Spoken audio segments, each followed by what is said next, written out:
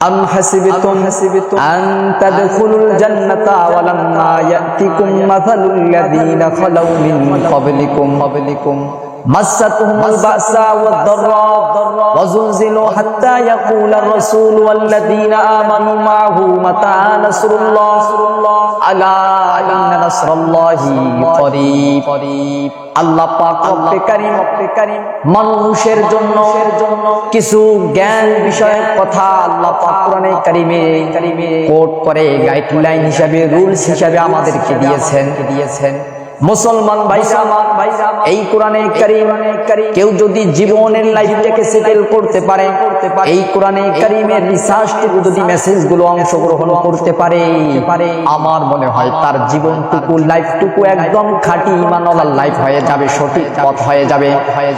আপনার আমার এই কোরআনের বিধানটুকু রাষ্ট্রীয় জীবন থেকে শুরু করে পারিবারিক জীবন থেকে শুরু করে সামাজিক জীবন থেকে শুরু করে সব ক্ষেত্রে যদি আপনি এই কোরআন দিয়ে আপনার জীবনটাকে বাস্তবায়ন করতে পারেন, আমি চ্যালেঞ্জ করে বলতে পারি আপনার আমার জীবনটুকু একদম ঈমানওয়ালা খাঁটি সঠিক পথওয়ালা ঈমানওয়ালা যুক্তি ঈমানওয়ালা পথ হয়ে যাবে।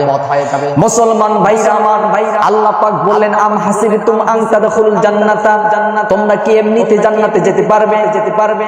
আমার তো মনে হয় না এমনিতে জান্নাতে যাওয়া যাবে না।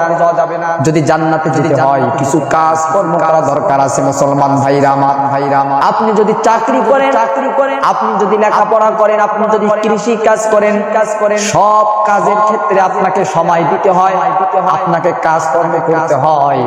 আপনি যদি চাকরি করেন, চাকরি করতেন, যদি আপনি একদিন চাকরি না করেন তাহলে আপনার বোনাস আপনার টাকাগুলো কাটানো হয়। আর আপনি যদি কাজকর্ম করে থাকেন তারপরে আপনার মাইনে দেওয়া হয়, আপনার বেতনটুকু দেওয়া হয়। এজন্য আল্লাহ পাক আপনাকে আমাকে পৃথিবীতে প্রেরণ করেছেন। আর এই পৃথিবীতে প্রেরণ করার কারণে আমরা এমনিতে জান্নাতে যেতে পারবো না। আল্লাহকে রাজি সন্তুষ্টি করতে হবে, আল্লাহকে খুশি করতে হবে। আর এই খুশি করার জন্যতে আল্লাহ যদি খুশি হয়, আল্লাহ পাক বললেন আমি এই পৃথিবীর মুসলমানদের জন্য আমার বান্দাদের জন্য জান্নাত তৈরি করে রেখেছি।